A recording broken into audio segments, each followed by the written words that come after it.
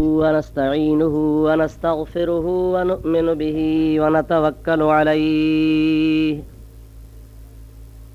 ونعوذ بالله من شرور أنفسنا ومن سيئات أعمالنا من يهده الله فلا مضل له ومن يضلله فلا هادي له ونشهد أن لا إله إلا الله وحده لا شريك له ونشهد أن سيدنا ومولانا محمدا عبده ورسوله أرسله بالحق بشيرا ونذيرا أما بعد فقد قال الله تبارك وتعالى في كلامه القديم أعوذ بالله من الشيطان الرجيم بسم الله الرحمن الرحيم قد جاءكم من الله نور وكتاب مبين صدق الله مولانا العظيم وبلغنا رسوله النبي الكريم ونحن على ذلك من الشاهدين والشاكرين والحمد لله رب العالمين إن الله وملائكته يصلون على النبي يا أيها الذين آمنوا صلوا عليه وسلموا تسليما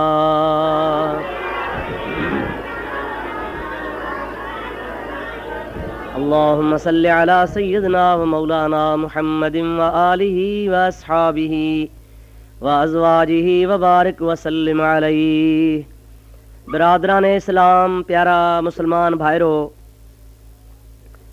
अल्लाह तबारक व ताला जल्ल जलालहु अमन वालू जे पाक कलाम कुरान मजीद मां अवां जे आॾो मूं उहा आयत सगोरी तिलावत कई आहे जंहिंमें अल्लाह तबारक व ताला जल्ल जलालहु अमन वालू ॿिनि शयुनि जे मोकिलण जो हुकुम फरमायो आहे। उहे ॿ शयूं असां ॾे अल्लाह जे तरफ़ खां आयूं आहिनि, जंहिंजो रब तबारक व ताला जल्ल जलालहु अमन वालू हिन आयत मुबारका में ज़िक्र फरमायो आहे। उन्हनि ॿिनि शयुनि मंझां हिन मुख़्तसिर टाइम में मां सिर्फ़ पहिरीं शइ जो ज़िक्र तव्हांजे आॾो क़ुरान ऐं हदीस पाक जी रोशनी में पेश करणु चाहियां थो। बाक़ी ॿी शइ जो ज़िक्र इंशा अल्लाह ताला वरी ॿिए मौक़े में। पहिरीं शइ कहिड़ी आहे जंहिंजे बारे में अल्लाह ताला क़ुरान मजीद में इरशाद फरमायो आहे। अल्लाह ताला जी ज़ात बाबरकात इरशाद फरमायो, क़द जाअकुम मिनल्लाहि नूर व किताबुम मुबीन, बेशक तव्हां ॾे तव्हांजे अल्लाह पाक वटां हिकु नूर आयो ऐं ॿियो रोशन किताब आयो। हिन आयत करीमा में नूर मां मुराद हज़रत मुहम्मद मुस्तफ़ा सल्लल्लाहु ताला अलैहि वसल्लम जी ज़ात बाबरकात आहे। अल्लाह ताला जी ज़ात बाबरकात हिन आयत करीमा में पंहिंजे महबूब करीम खे नूर सॼो आहे। किताब मुबीन मंझां मुराद क़ुरान शरीफ़ आहे। क़ुरान शरीफ़ जो ज़िक्र कंहिं ॿिए मौक़े ते फ़िलहाल नूर जो ज़िक्र याने नबी करीम सल्लल्लाहु अलैहि वसल्लम जे ज़ात बाबरकात जो ज़िक्र मुबारक अवां जे आॾो मां अर्ज़ु कयां। हुज़ूर अकरम सल्लल्लाहु अलैहि वसल्लम जे ज़ात बाबरकात लाइ असां अहले सुन्नत व जमात जो अक़ीदो कहिड़ो आहे, पहिरीं मां पंहिंजे अक़ीदे खे बयानु कयां।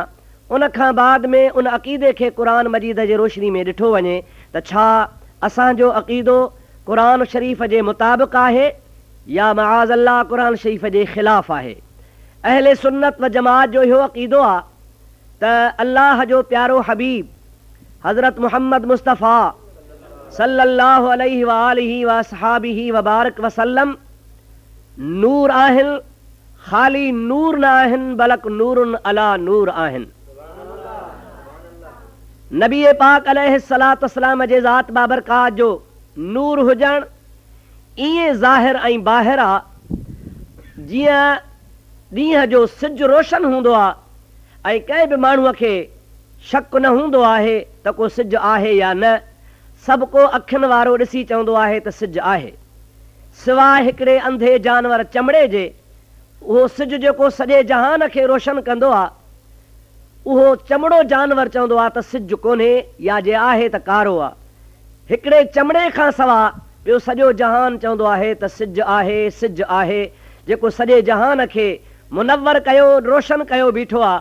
त अहिड़े तरीक़े सां नबी करीम जे ज़ात बाबरकात जो नूर हुजणु क़ुरान पाक मां ऐं हदीस पाक मां मुस्लमाननि जे आॾो ईअं ज़ाहिर आहे जीअं सिज हुजे, सवाइ उन्हनि चमड़नि जे जेके नबी पाक सल्लल्लाहु अलैहि वसल्लम जे नूर जो इनकार कंदा आहिनि। ख़ाली इनकार कोन कंदा आहिनि बल्कि बेअदबी करे ईअं चवंदा आहिनि त नबी पाक अलैहिस्सलाम असां जहिड़ो मआज़ अल्लाह बशर आहे।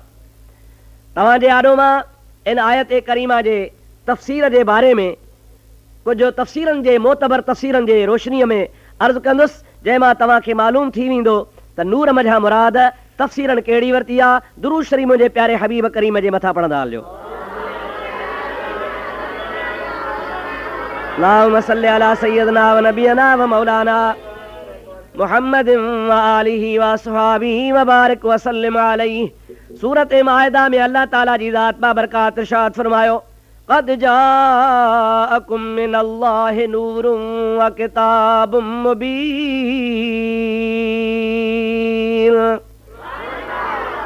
बेशक अल्लाह पाक जे ज़ात बाबरकात वटां तव्हां ॾे नूर आयो आहे ऐं रोशन किताब आयो आहे। हाणे हिते नूर मां मुराद नबी करीम जी ज़ात वठणु रुगो असांजो अक़ीदो नाहे, यानी मौजूदा दौर जे आलमनि जो अक़ीदो नाहे, बल्कि मुतक़द्दिमीन आलमनि बि ऐं मुफ़स्सिरीन किराम बि इहा ॻाल्हि लिखी आहे।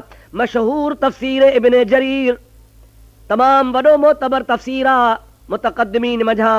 मुंहिंजा प्यारा बुज़ुर्गो दोस्तो सामीन हज़रात शुमार कयो वेंदो आहे। उहो इन आयत करीमा जे बारे में फरमाए थो, क़द जाअकुम मिनल्लाहि नूरुन व किताबुम मुबीन, जाने जल्ल सनाउहु लिहाउलाइल्लज़ीन खातबहुम अहलुल किताब क़द जाअकुम अहलुत तौरात वल इंजील मिनल्लाहि नूरुन व किताबुम मुबीन, याने बिन्नूर मुहम्मदन सल्लल्लाहु अलैहि वसल्लम अल्लज़ी अनारल्लाहु बिल हक़्क़ व अज़हर बिहिल इस्लाम वयहक्क बिहि शिर्क फहुव नूरुन इस्तनार बिही जमीअल हक़्क़।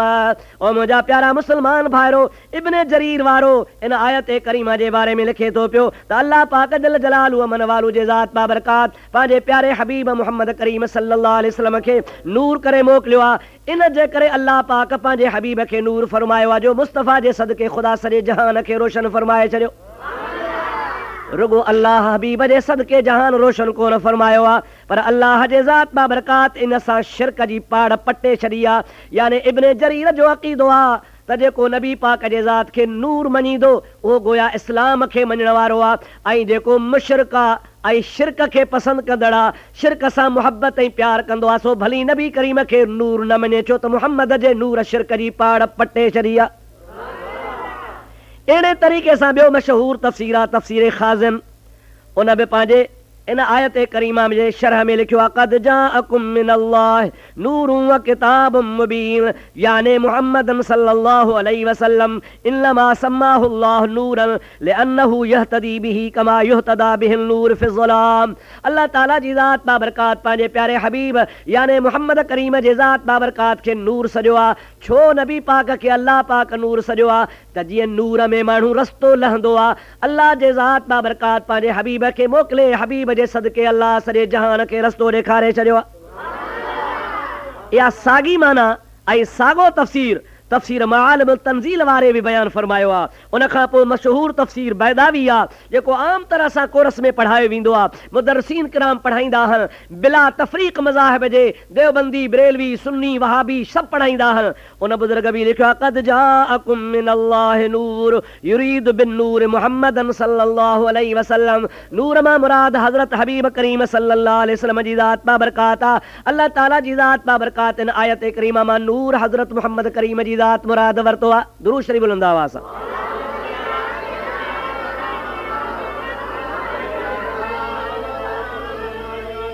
वरी ॿियो दफ़ो सलात अल्लाहुम्मा सल्लि अला सय्यदना मौलाना मुहम्मद व आलिहि व अस्हाबिहि व बारिक व सल्लिम अलैहि। आलम इस्लाम में मशहूर हस्ती, मशहूर मुफस्सिर, मशहूर फ़लसफ़ी आलिम हज़रत अल्लामा राज़ी पंहिंजे तफ़सीर मारूफ तफ़सीर कबीर में फरमाए तो नूर मां मुराद छा आहे? फरमाए तो अन्नल मुराद बिन नूर मुहम्मदुन सल्लल्लाहु अलैहि वसल्लम व बिल किताबिल क़ुरान अल्लाह पाक जल जलालु अमन वालू हिन आयत करीमा में जो फरमायो आ हिकिड़ो तव्हां ॾे नूर आयो आ, ॿियो तव्हां ॾे किताब आयो आ। अल्लाह महाराजी फरमाए थो नूर मां मुराद हबीब करीम सल्लल्लाहु अलैहि वसल्लम जी ज़ात बाबरकात आ। मज़े जी ॻाल्हि आम तरह सां नंढड़े खां नंढड़ो मुख़्तसर तफ़सीर जलालैन जे नाले सां जेको तमामु मुदर्रिसन वटि आलिमनि वटि दर्स निज़ामी में शामिल आहे, उन बि नूर मां मुराद वरिती आहे क़द जाअकुम मिनल्लाहि नूर ऐ हुव मुहम्मदुन सल्लल्लाहु अलैहि वसल्लम हुव नबी सल्लल्लाहु अलैहि वसल्लम। तफ़सीर जलाल वारो फरमाए थो त नूर मां मुराद मुहम्मद करीम सल्लल्लाहु अलैहि वसल्लम जी ज़ात बाबरकात आहे।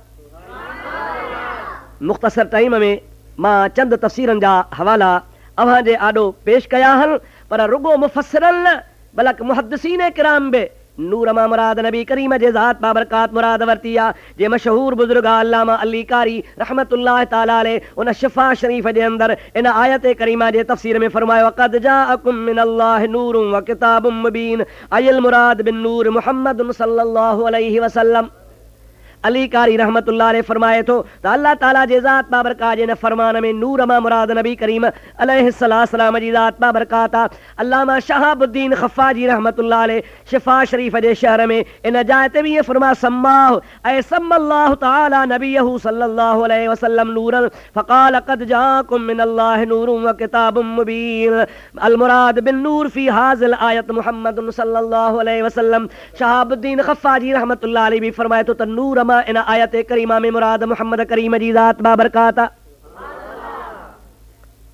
कुरान पाक मां ॿी आयत सगोरी जे ज़रिए बि तव्हांखे मां दलील पेश कयां जंहिंमें अल्लाह ताला जी ज़ात बाबरकात मुस्तफ़ा करीम जे नूर जो ज़िक्र फरमायो आहे। दुरूद पढ़ंदा हलो, ख़ुदा जो क़ुरान ॿुधंदा हलो।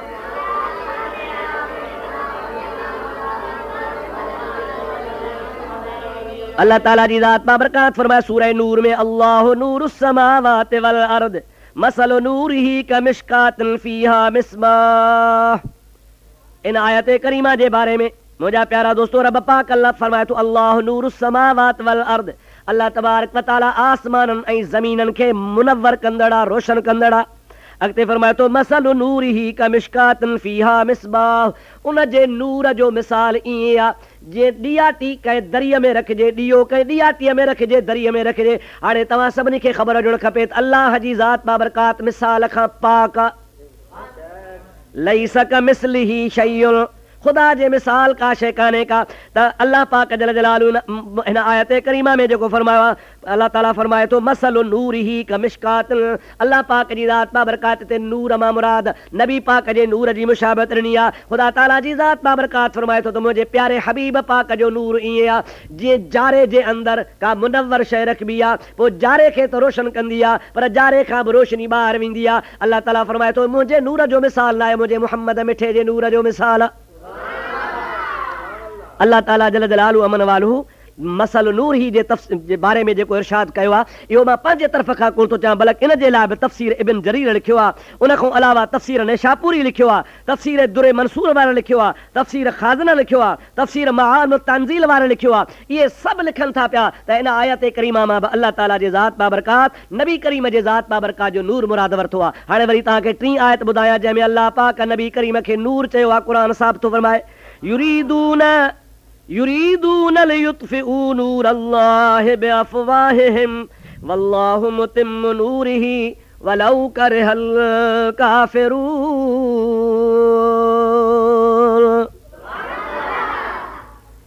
अल्लाह पाक जे हबीब खे काफ़रनि शहीद करण जो इरादो कयो, पर महबूब खे शहीद कीअं करे सघंदा जो अल्लाह वाइदो कयो अल्लाहु यासिमुक मिनन्नास, अल्लाह तुंहिंजो माण्हुनि खां मुहाफ़िज़ आहे। हाणे अल्लाह पाक हुननि जे शरारत जो ज़िक्र थो फरमाए त युरीदून इरादो था कनि लियुत्फ़िऊ नूर अल्लाह त ये काफ़र अल्लाह जे नूर खे विसाइनि बिअफ़वाहिहिम पंहिंजे फूकुनि सां, पर वल्लाहु मुतिम्मु नूरिही रब करीम पंहिंजे नूर खे कामिल कंदो वलौ करिहल काफ़िरून। तोड़े जो काफ़रनि खे इहा ॻाल्हि नापसंदि अचे कुझु बि लॻे, यानी ख़ुदा ताला इहो थो ॿुधाइणु चाहे पियो त मां पंहिंजे नूर खे यानी मुहम्मद करीम खे कामिल कंदुसि, मुकमिल कंदुसि। अहिड़ो त ख़ुदा ताला पंहिंजे हबीब खे नूर खे मुकमिल कयो जो क़ुरान में अल्लाह फरमाए अल यौम अकमलतु लकुम दीनकुम, मुस्तफ़ा जे सदके तव्हांजो दीन ई कामिल थी वियो।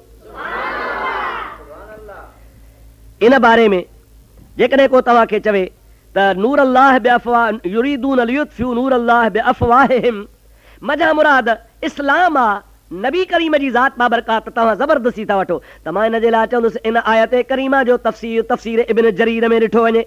अल्लामा इब्न जरीर रहमतुल्लाह ताला अलैह लिखियो आहे लियुत्फ़िऊ नूरल्लाहि बिअफ़वाहिहिम यक़ूलु युरीदून लियुत्फ़िउल हक़्क़ल्लज़ी बअसल्लाहु बिही मुहम्मदुन सल्लल्लाहु अलैहि वसल्लम वल्लाहु मुतिम्मु नूरिही। अल्लाह पाक जल जलालु मन वालू जे ज़ात बाबरकात पंहिंजे हबीब पाक खे हक़ ॾेई मोकिलियो आहे। हबीब हक़ सां आयो आहे, उन हक़ वारे नबीअ खे विसाइण जी कोशिशि बि कयूं। अल्लाह ताला जी ज़ात बाबरकात उन नूर जो ज़िक्र कयो आहे। नूर मां मुराद मुहम्मद करीम जी ज़ात आहे। इन आयत करीमा जो तफ़सीर इब्न जरीर वारो इहो ई हवालो थो लिखे त इते बि नूर मजा मुराद नबी पाक अलैहिस्सलाम जी ज़ात बाबरकात आहे।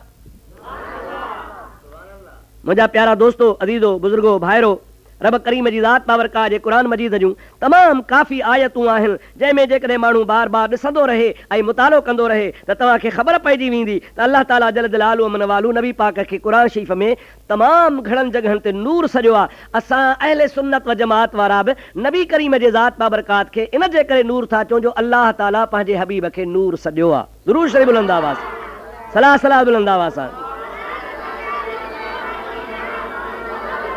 अल्लाहुम्मा सल्लि अला सय्यिदना व मौलाना मुहम्मद व आलिहि व अस्हाबिहि व बारिक व सल्लिम अलैहि। सूरत नजम में अल्लाह ताला फरमाए तो वन नजम इज़ा हवा,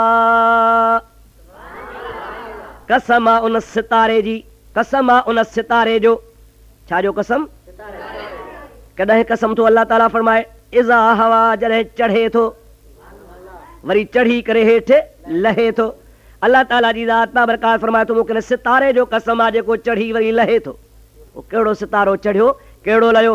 पुछो तफ़सीर खाज़न वारे खां। इन आयत करीमा जे तफ़सीर में तफ़सीर खाज़न लिखे थो अन-नज्म हुवा मुहम्मदुन सल्लल्लाहु अलैहि वसल्लम।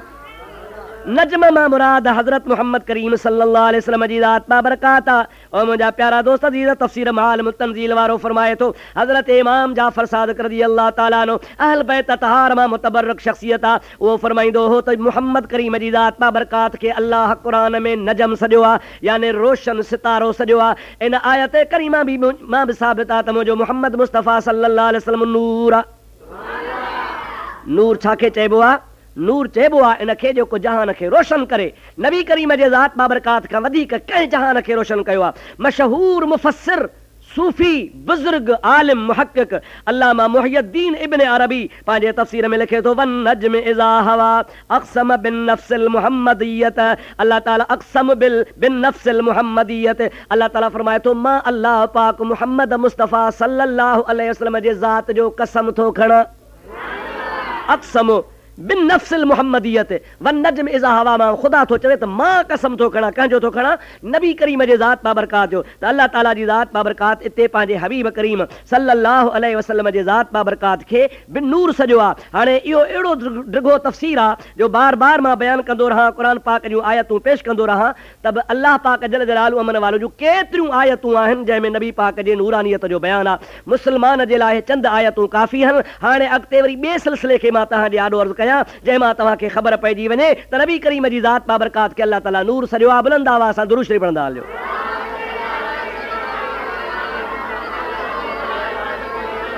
अल्लाहुम्मा सल्लि अला सय्यिदना व नबियना व मौलाना मुहम्मद व आलिहि व अस्हाबिहि व बारिक व सल्लिम अलैहि। वरी सलात बुलंद आवाज़ सां।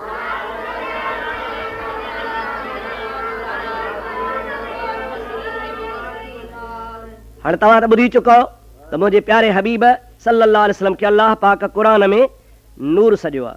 क़ुरान पाक में नूर सॼो आहे ऐं उन नूर खे मुफ़स्सिरीन किराम नबी पाक जे ज़ात ॾे मनसूब कया त नूर मां मुराद नबी पाक जी ज़ात बाबरकात आहे। पर मुंहिंजा प्यारा भाउ अज़ीज़, उन खां पोइ वरी हदीस जे रोशनी में तव्हां ॾिसो नबी पाक अलैहिस्सलाम जी ज़ात बाबरकात जे बारे में हुज़ूर पाक जी अम्मा खां पुछो।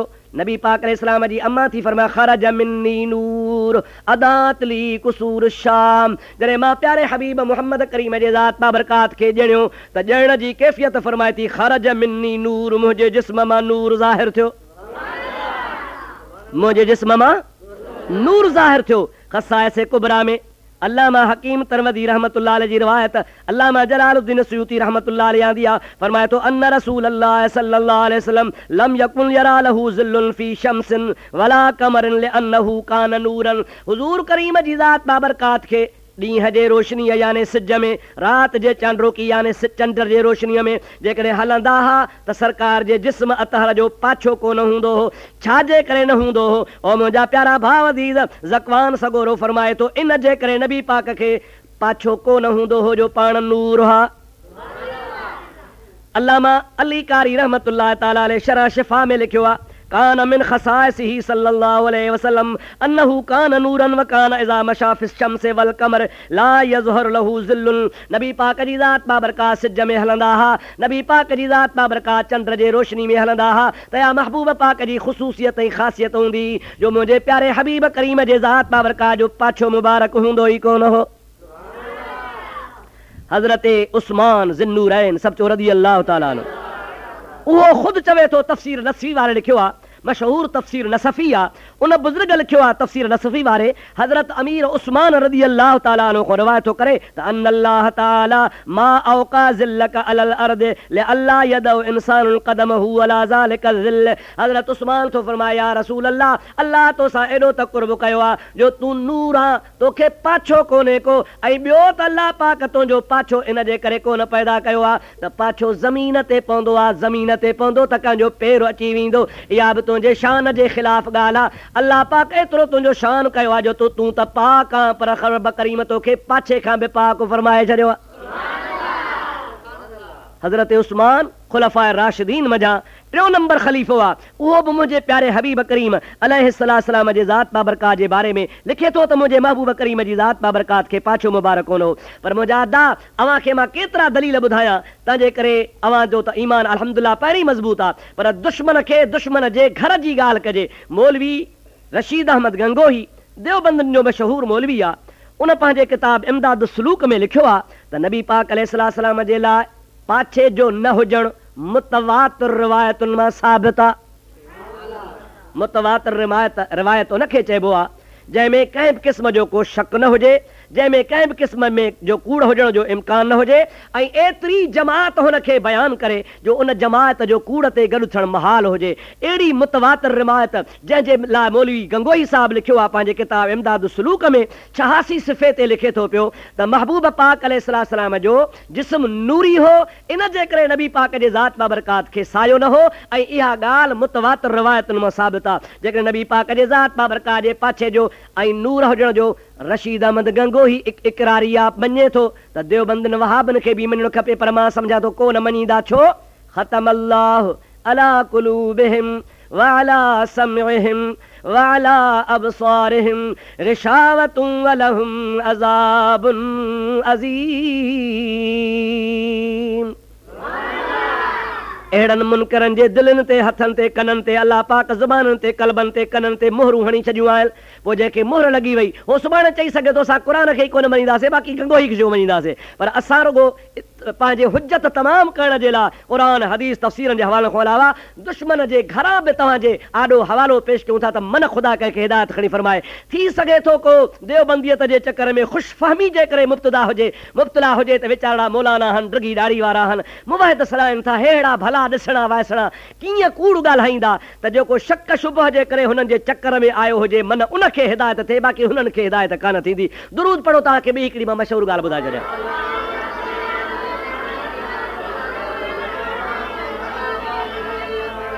वरी सलाह बुलंद आवाज़ में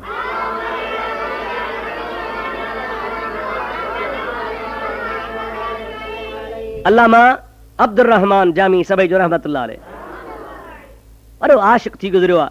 वो मशहूर किताब ज़ुलेखा में लिखे थो, फरमाए थो ख़िरामा सर्व उ अज़साय आज़ाद जहां दर साय ए आ सर्व आबाद। मुंहिंजो महबूब पाक जॾहिं मेराज ते पियो हुयो त अल्लाह जो हबीब पाक अलैहिस्सलाम सर्व वांगुरु सिधे कद वांगुरु मथे वियो पे, पर बिना साये जे पे वियो। पर अजीब हिते नुक़्तो थो बयानु फरमाए त सायो त नबी खे कोन हो, पर संदसि रहमत जो सायो अहिड़ो हो जो संदसि रहमत जे साये में सॼो जहान आबाद आहे। ज़िसाया बूद बरतर पाय ए ऊ ज़मीनो आसमां दरसाय ए ऊ। मुंहिंजे हबीब पाक जे ज़ात बाबरकात साये खां पाक हा, पर इहा बि ॿुधी छॾियो त आसमान ऐं ज़मीन मुंहिंजे मुहम्मद जे साये में हल त नशराबूद अज़ जा पाक मायह नदीद अज़ जा कसे बरखा कुसायह।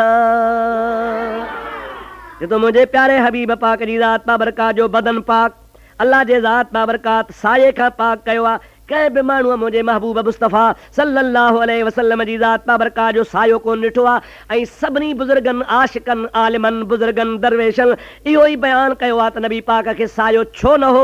चवे थो इन जे करे मुंहिंजे हबीब पाक खे सायो कोन हो जो मुंहिंजो मुहम्मद मिठो नूर आहे। सलात बुलंद आवाज़ सां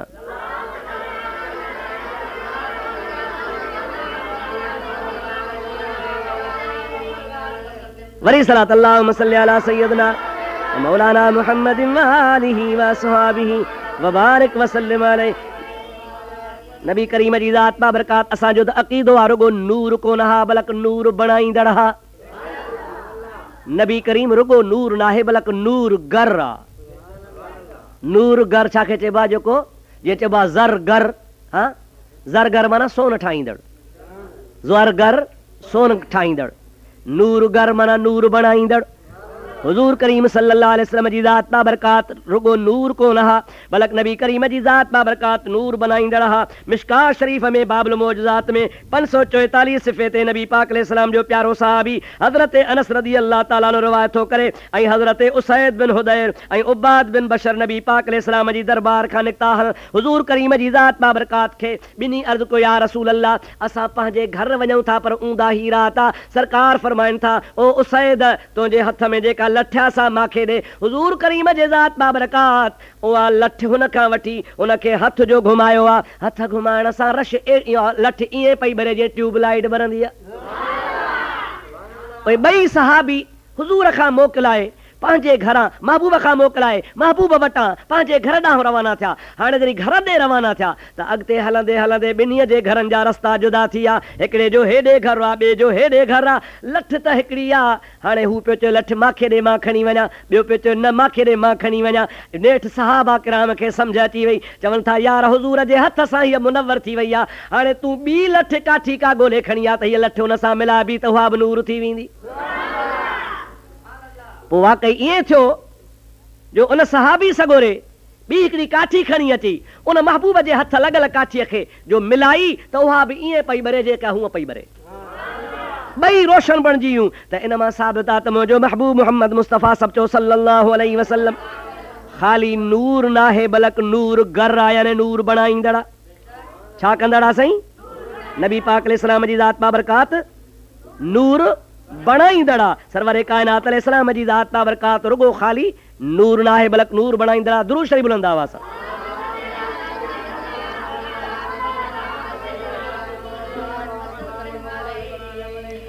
वरी दुरूद बुलंद आवाज़ सां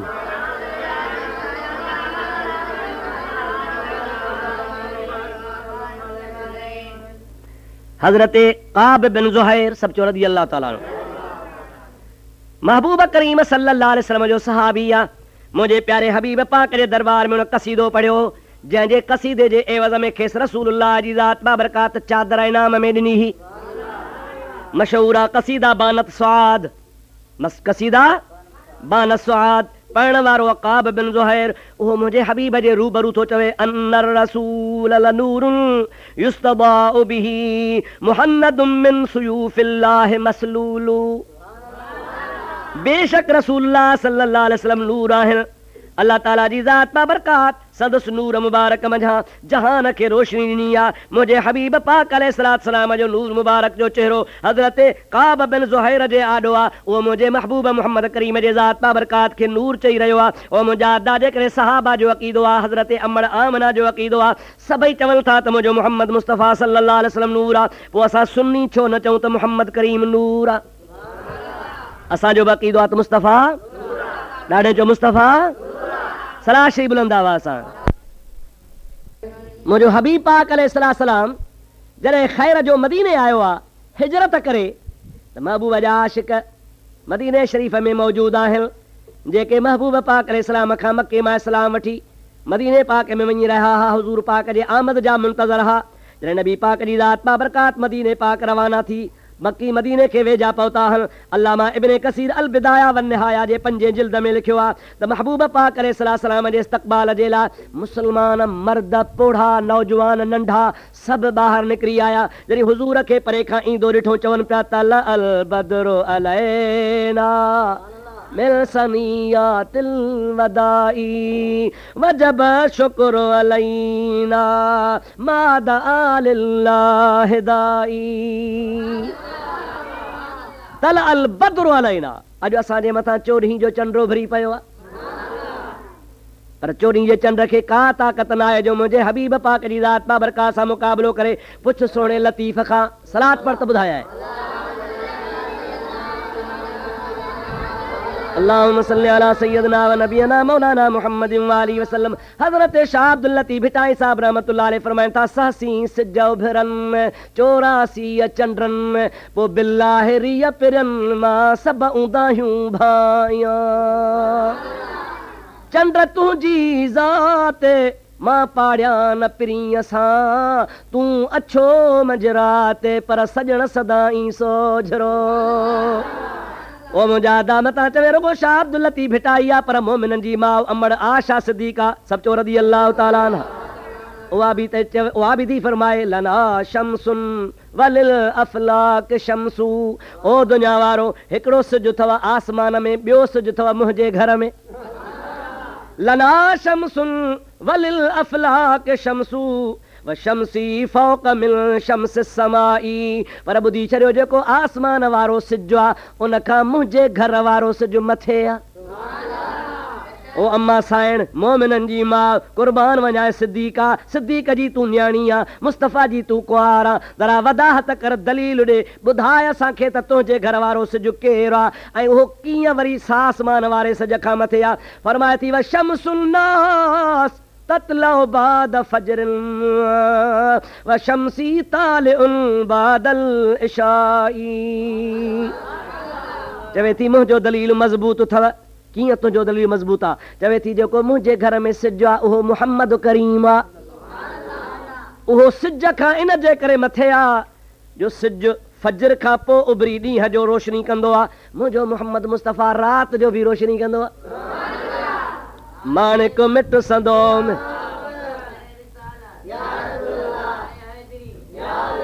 माणिक मिट संदोम भिटाई थो फरमाए माणिक मिट संदोम ऊंदाहीअ में सोझरो हशर वेले हिसाब जे छॾे न वेंदोम पोइ सारियूं सॾ कंदोम मुंहिंजो कोहार लुके चधणी। दुरूद शरीफ़ मुंहिंजे प्यारे हबीब पाक में।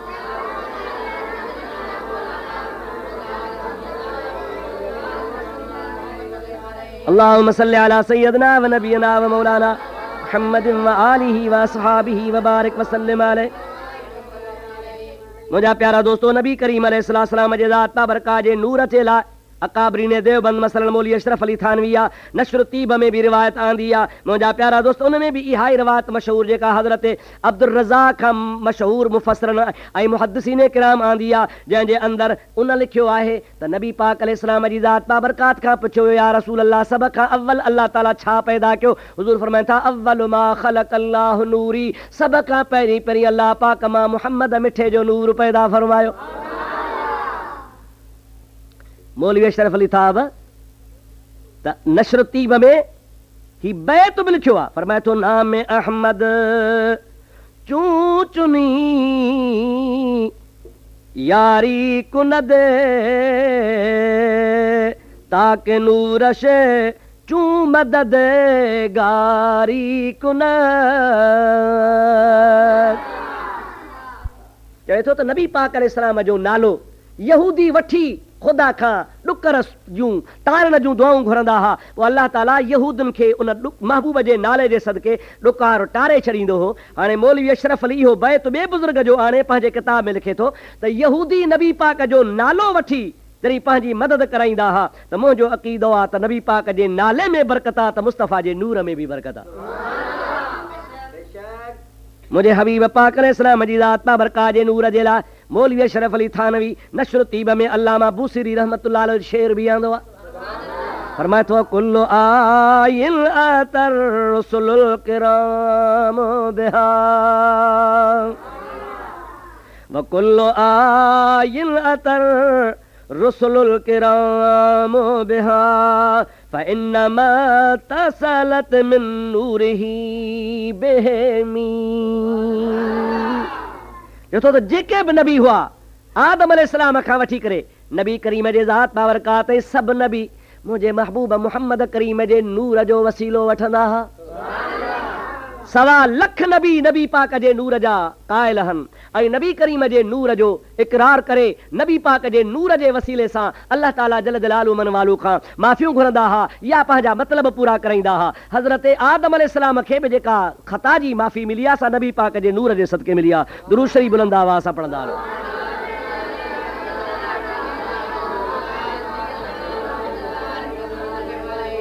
अल्लाह ताला कुरान पाक में फरमायो या अय्युहल नबियो इन्ना अरसलनाका शाहिदन व मुबश्शिरन व नज़ीरन व दाइयन इलल्लाहि बिइज़्निही व सिराजम मुनीरा।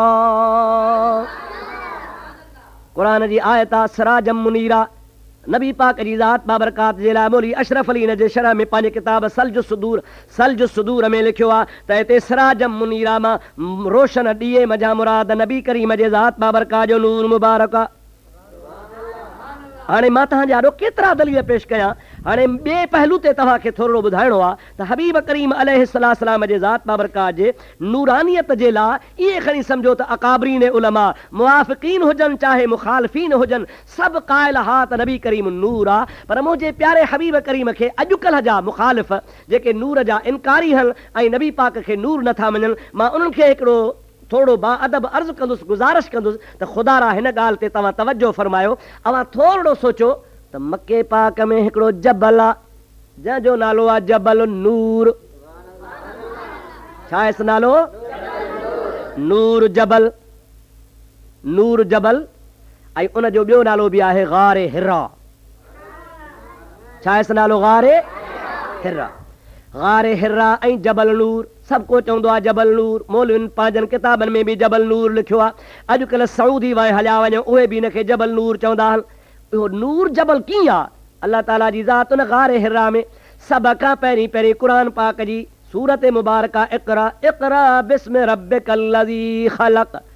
ऐं मुंहिंजा प्यारा हबीब पढ़ पंहिंजे रब पाक जे नाले सां जंहिं रब तोखे पैदा फरमायो आहे। यानी कुरान पाक जी पहिरीं पहिरीं आयत ईअं सम्झो त नबूअत जो पहिरो ऐलान नबूअत जो पहिरो ॾिहाड़ो उन जबल जे मथां नाज़िल थी रहियो आहे। कुरान पाक जी पहिरीं सूरत जूं पहिरीं इब्तिदाई आयतूं उते लथियूं आहिनि। हबीब पाक उन ते वेठो आहे। सरकार पेर घुमाया कुरान लथो उन महबूब जे कदमनि जे करे जबल नूर आहे। हैफ़ मुला तोखे छा जो सूर आहे जो मुहम्मद जे सदके जबल नूर आहे त पोइ मुंहिंजो हबीब छो न नूर आहे? जबल नूर थी सघे थो ऐं नबी नूर नथो थी सघे? आम तरह सां ये देवबंदी वहाबी शीयन जे रद में चवंदा आहिनि उस्मान ज़ुन्नूरैन। छा चवंदा आहिनि? हज़रत उस्मान। असां बि चऊं था उस्मान ज़ुन्नूरैन। असां बि चऊं था उस्मान ज़ुन्नूरैन। ऐं हो माण्हुनि खे चवंदा बाबा ॾिसो नबी करीम अलैहिस्सलाम जूं ॿ न्याणियूं हुन जे निकाह में आयूं। नबी पाक जूं ॿ न्याणियूं जंहिंजे निकाह में आयूं हिकिड़ी न्याणी बि नूर आहे ॿी न्याणी बि नूर आहे त ॿई न्याणियूं नूर त ज़ुन्नूरैन जी माना आहे उस्मान ॿिनि नूरनि वारो। असांखे क़बूल आहे को इनकार कोन्हे असांजो बि अक़ीदो इहो आहे। पर मुल्ला तूं मुखालिफ़नि खे बदमज़हबनि खे शिकस्त ॾियण जे लाइ नबी करीम जे न्याणियुनि खे त नूर मञी थो पोइ बाबे खे छो नथो नूर मञी? ये सरकार जूं न्याणियूं नूर हल त यकीनन मुहम्मद मुस्तफ़ा पाण बि नूर आहे। नबी पाक जी ज़ात पाण बि जबल बि नूर। नबी पाक जो न्याणो बि ज़ुन्नूर आहिनि। नबी पाक जूं न्याणियूं बि नूर। अञा ॿुध महबूब जो शहर मदीनो मुनव्वरा। छा चइबो आहे? मदीनो मुनव्वर। ऐं मुनव्वर जी माना छा चइबी आहे? मुनव्वर माना रोशन माना नूर। मदीने के मुनव्वर चए खुदा जो कसम आहे मदीने में ज़मीन भी आहे जबल भी आहिनि वण भी आहिनि पट पधर भी आहिनि जायूं भी आहिनि पर मुंहिंजा आदा मदीनो मुनव्वर इन जे करे आहे जो नूरन अला नूर मुहम्मद मदीने में आहे। जंहिं शहर में हबीब रहे, जंहिं शहर में नबी पाक जी मज़ार मुक़द्दस हुजे, जंहिं शहर में नबी पाक जी ज़ात बाबरकात आराम फरमान, उहो शहर नूर आहे ऐं मुनव्वर आहे। जे नबी पाक जो शहर नूर आहे त यकीनन मुस्तफ़ा शहर जो मालिक पाण बि नूर आहे। दुरूद शरीफ़ बुलंद आवाज़ सां।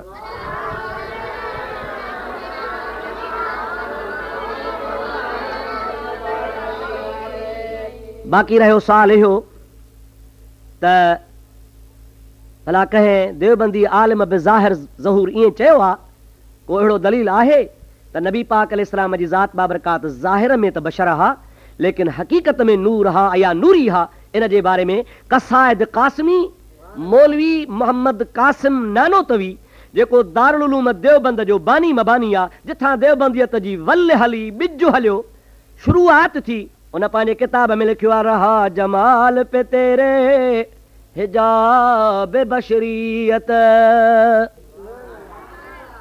रहा जमाल पे तेरे हिजाब बशरियत, न जाना कौन है कुछ भी किसी ने जुज़ सत्तार।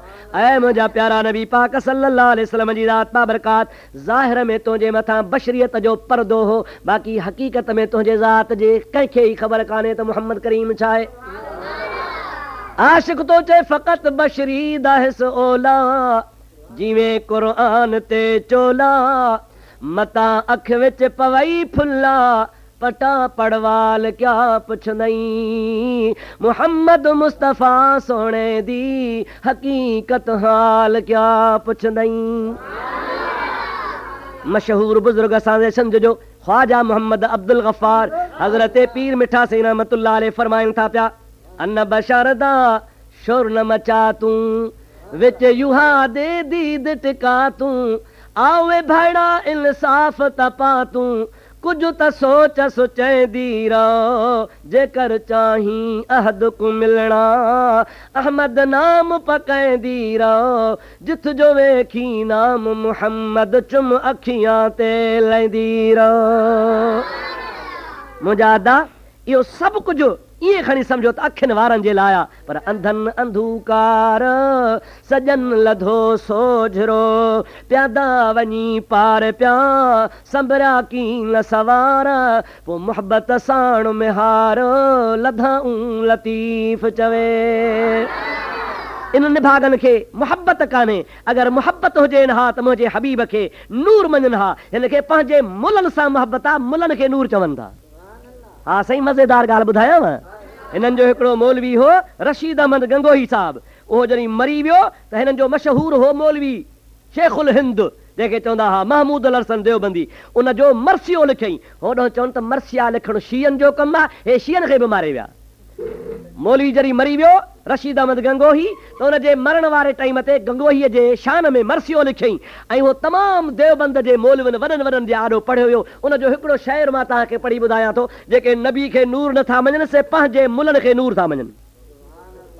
चवे थो छुपा ए जाम ए फानूस क्यों कर शमा रोशन को, छुपा ए जाम ए फानूस क्यों कर शमा रोशन को, थी उस नूरे मुजस्सम के कफन में वो ही उरियानी। ये तो असांजो मौलवी रशीद अहमद गंगोही जंहिंमहिल कफन में वेढ़े सेढ़े कबर में विधोसीं त उन्ही खे कफन बि न पियो हुनजे नूर खे रोके सघे, छो त छो हो नूरे मुजस्सम हो। छा हुयो साईं? वो नूरे मुजस्सम हो, माना जिस्मानी तौर रग रग खल वार ॼगूं हर हुन जा नूर हा, नूरे मुजस्सम हो। अड़े मुला तव्हांजो मौलवी नूरे मुजस्सम आहे, पोइ उन जे लाइ न क़ुरान शाहिद न हदीस शाहिद, न तव्हांजी तौहीद खे को लोॾो अचे। असांजे क़ुरान बि ताईद करे, हदीस बि ताईद करे, पोइ बि तव्हां शिरक जी फतवा ॾियो। असांजो ईमान आहे त मुहम्मद मुस्तफ़ा नूरन अला नूर आहे।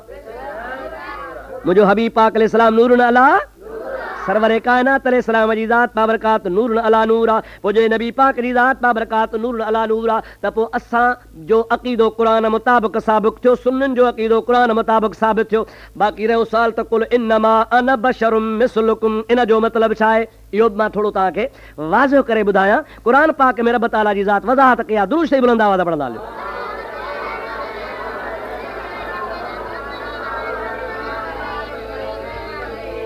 वरी ॿियो दफ़ो दुरूद अल्लाहुम्मा सल्लि अला सय्यदना व नबियना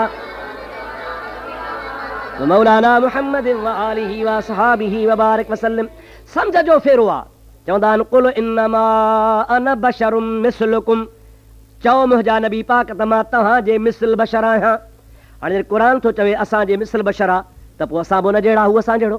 हाणे इन जो क़ुर जो जवाबु क़ुर सां अल्लाह ताला सूरह अनआम में फरमायो आहे वमा मिन दाब्बतिन फिल अर्द वला ताइरिन यतीरु बिजनाहिहि इल्ला उममुन अमसालुकुम।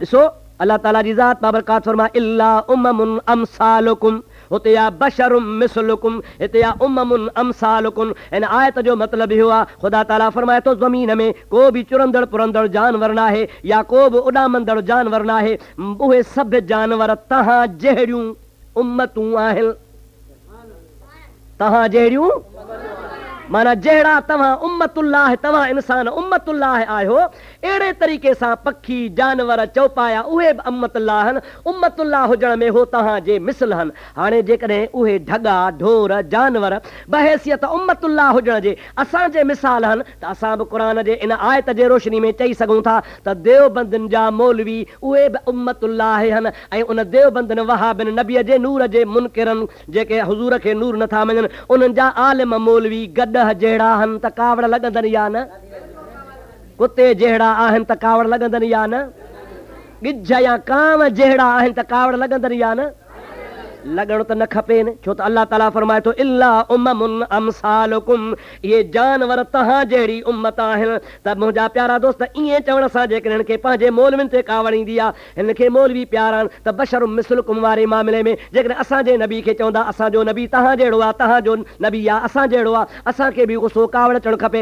इन जो फ़र्क़ु इहो आहे उममुन अमसालुकुम जो मतिलबु आहे त ख़ुदा ताला जे मख़लूक जे हुजण में इहे रुगो तव्हांजे मिसल आहिनि। महबूब पाक जी ज़ात बाबरकात खे अल्लाह ताला जी ज़ात बाबरकात फरमायो आहे त ज़ाहिरी बशरियत वारी सूरत में मुंहिंजो महबूब तव्हां जहिड़ो आहे, पर अॻिते फ़र्क़ु बीठो आहे यूहा इलैया,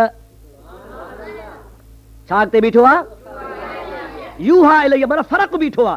माना ज़ाहिरी बशर त तव्हां जहिड़ो आहे पर फ़र्क़ु कहिड़ो आहे जो यूहा इलैया, तव्हां ॾे को बि कोन ईंदो आहे, मुहम्मद करीम जे दर ते जिब्रील ईंदो आहे। हज़रत ख्वाजा मोहम्मद अब्दुल गफ़ार तरी त फरमायो आहे न त अन बशर दा शुर न मचा तूं विच यूहा दे दीद टिका तूं, माना यूहा ॾे ख़्यालु कर न, छा कर भई यूहा इलैया मूं ॾे वही ईंदो आहे, इन में बि ख़्यालु कर। अलाह वारा ॿुधाए विया आहिनि पर ख़ुदा शल सम्झ नसीब फरमाए। मुंहिंजा दोस्त अज़ीज़ असां अन बशरुम मिसलुकुम जा बि इनकारी कोन आहियूं, पर मुंहिंजे महबूब पाक अलैहिस्सलाम जे ज़ात बाबरकात इन अन बशरुम मिसलुकुम जे चवण सां असां जहिड़ो साबित नथो थिए। छो त सहाबा किराम जी मशहूर हदीस पाक तव्हां बार बार उलमा खां ॿुधी आहे, विसाल जे रोज़े वारी नबी करीम जे ज़ात बाबरकात रोज़ा विसाल जा रखिया। उन विसाल जे रोज़े में सरकार जे सहाबन बि नबी पाक जे मईयत में रोज़ा रखणु शुरू कया। पाण करीमन खे 5-6 ॾिहाड़ा राति ॾींहुं रोज़ो का तकलीफ़ कान्हे। सहाबी ॿिए ॾिहाड़े ते खेरा थी विया। पाण फरमायो मा बाल अक़मामिन, तव्हांजो कहिड़ो हाल आहे, छो तव्हांजा वात ख़ुश्की थी विया। सहाबन चयो या रसूल अल्लाह तव्हां वांगुरु असां विसाल जो रोज़ो रखियो आहे। सरकार फरमाइनि था अय्युकुम मिसली, केरु आहे तव्हां मामा मुहम्मद जहिड़ो, तव्हां मामा मुहम्मद जहिड़ो केरु आहे। इन मां साबित आहे त सहाबी बि मुंहिंजे हबीब जहिड़ा न आहिनि। जे सहाबी नबी जहिड़ो न आहे त वहाबी बि नबीअ जहिड़ो ऐं सहाबा जो अक़ीदो हो ऐं ख़ुदि नबी पाक पाण फरमाइनि था अय्युकुम मिसली, केरु आहे तव्हां मामा जहिड़ो, केरु आहे मामा जहिड़ो। अलाह जो हबीब फरमाए थो त पोइ मुंहिंजा अदा मुस्लमान खे बि इहो अक़ीदो रखणु खपे जेको सहाबा जो अक़ीदो आहे। बाक़ी रहियो साल त नबीअ खे बशर बशर बशर चयो कया, सभ खां पहिरें कंहिं चयो आहे, छो त क़ुर ॿुधायांव, दुरूद शरीफ़ बुलंद आवाज़ सां।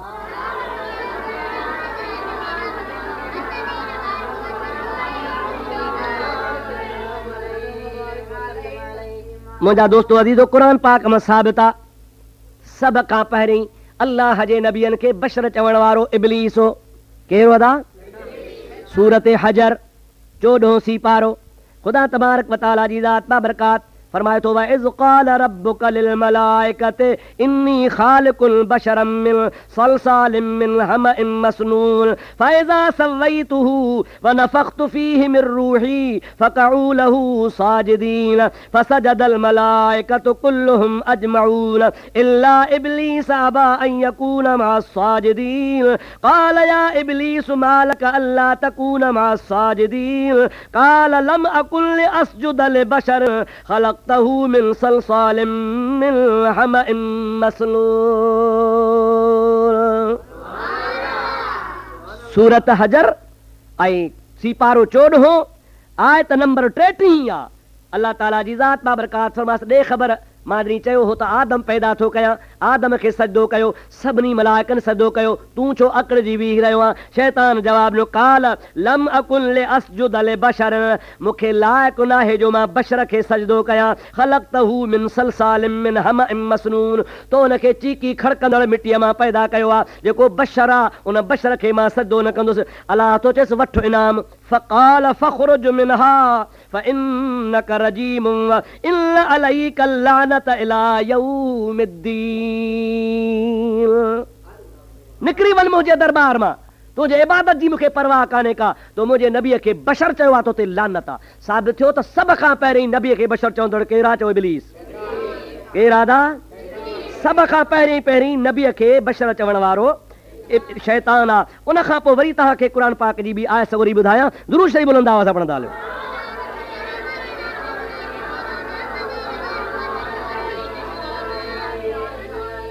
हज़रत नूह अलैहिस्सलाम जॾहिं पंहिंजी क़ौम ॾे आयो आहे सूरत हूद में अल्लाह तबारक व तआला जी ज़ात फरमाए थो त क़ौम नूह अलैहिस्सलाम खे छा पई चवे फ़क़ालल मलउ लज़ीन कफ़रू मिन क़ौमिही मा नराक इल्ला बशरम मिसलना।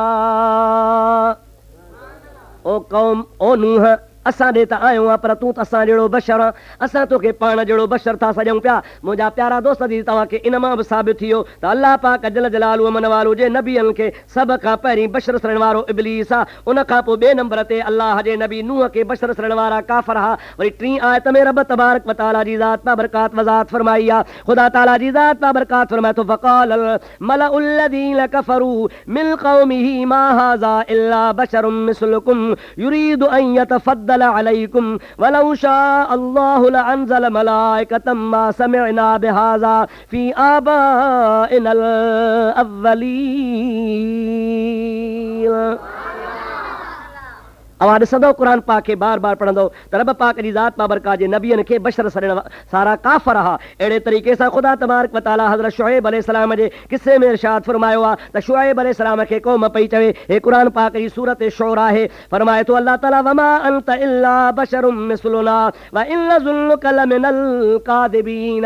ओ शुएब तूं त कूड़ो आहे असां तोखे कूड़ो इन जे करे था तूं जो तूं बशर आहे तूं छा आहे इन मां साबित थी वियो त अल्लाह ताला जल जलालु मन वालो जे शुएब नबीअ खे बि बशर सॾण वारा केरु हा चओ काफ़र हा। ईसा अलैहिस्सलाम जी ज़ात बाबरकात अल्लाह जो नबी थी आयो आहे ख़ुदा ताला सूरह यासीन में फरमायो आहे इज़ अरसलना इलैहिम मुस्नईन फकज़्ज़बूहुमा फ़अज़्ज़ज़ना बिसालिसिन फ़क़ालू इन्ना इलैकुम मुरसलून क़ालू मा अंतुम इल्ला बशरुम मिस्लुना।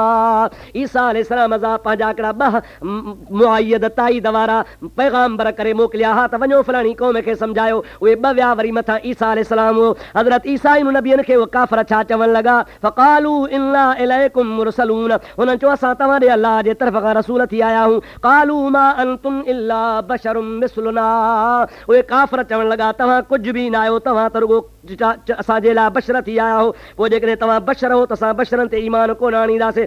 इन मां बि साबित थी वियो त अल्लाह पाक जे नबियनि खे बशर सॾण वारा केरु हा चओ ज़ोर सां जो केरु हा।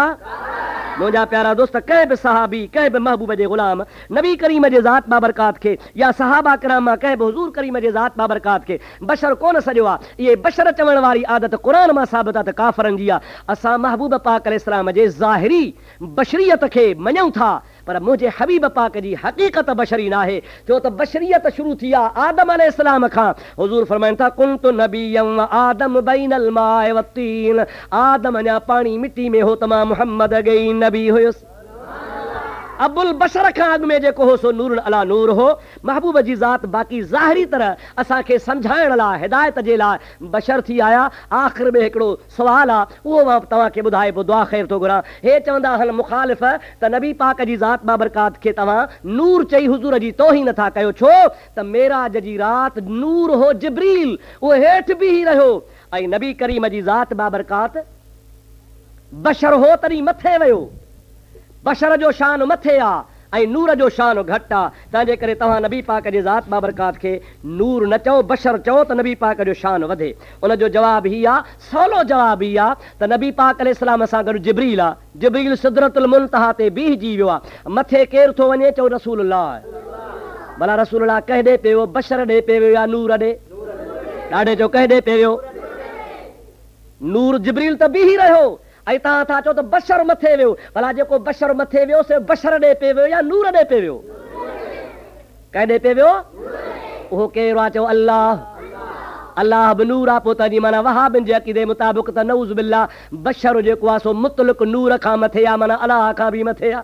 माज़ अल्लाह, माज़ अल्लाह। हे सम्झनि कोन था। हक़ीक़त ही आहे त नबी बि नूर आहे, जिब्रील बि नूर आहे, नबी बि नूर आहे। बसि पूरो थियो। नबी बि नूर आहे, जिब्रील बि नूर आहे, पर महबूब करीम जी ज़ात बाबरकात पियो वियो अल्लाह ॾे। काॾे पियो वियो? अल्लाह ॾे पियो। अल्लाह त नूर आहे न साईं। पोइ जे अल्लाह तबारक व तआला नूर आहे, पोइ फ़र्क़ु रुॻो इहो आहे त जिब्रील बि नूर, नबी बि नूर, पर नबी पाक जो नूर जिब्रील जे नूर खां मथे हो। जिब्रील जे नूर खां मथे हो। पोइ मथे हुजण जे करे अल्लाह तबारक व तआला जे हबीब जी ज़ात मथे हलिया विया। वरी अल्लाह ताला जो उन खां मथे आहे त महबूब जी ज़ात बाबरकात मथे वञी पंहिंजे रब जो दीदार करे आया। तंहिंजे करे इन मां साबित आहे त नबी पाक जी ज़ात बाबरकात नूर न अला नूर आहिनि। असां जहिड़ा बशर न आहिनि। हज़रत आदम अलैहिस्सलाम खां बि अॻु में पैदा थियल आहिनि। अल्लाह तबारक व तआला जल जलालहू मन वालो शल असांखे क़ुरान पाक जे सम्झ जी तौफ़ीक़ नसीब फरमाए, हुज़ूर जे अदब जी तौफ़ीक़ नसीब फरमाए, महबूब करीम अलैहिस्सलाम जे ज़ात बाबरकात जे गुस्ताखी ऐं बेदबी खां बचाए।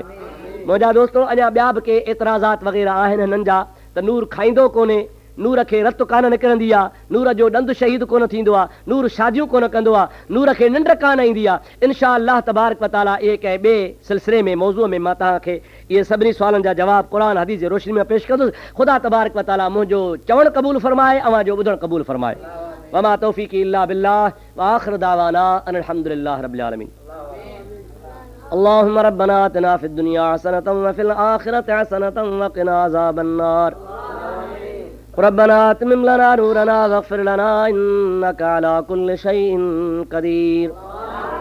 रब्बना तक़ब्बल मिन्ना इन्नका अंतस समीउल अलीम व तुब अलैना इन्नका अंतत तव्वाबुर रहीम। बिबरकतिन अल्लाह व मलाइकतहु युसल्लूना अलन नबी या अय्युहल्लज़ीना आमनू सल्लू अलैहि व सल्लिमू तस्लीमा। अल्लाहुम्मा सल्लि अला सय्यिदिना मौलाना मुहम्मदिन व आलिहि वसल्लम। सुब्हान रब्बिक रब्बिल इज़्ज़ति अम्मा यसिफून व सलामुन अलल मुरसलीन वल्हम्दुलिल्लाहि रब्बिल आलमीन। ला इलाहा इल्लल्लाह मुहम्मदुर रसूलुल्लाह सल्लल्लाहु अलैहि वसल्लम।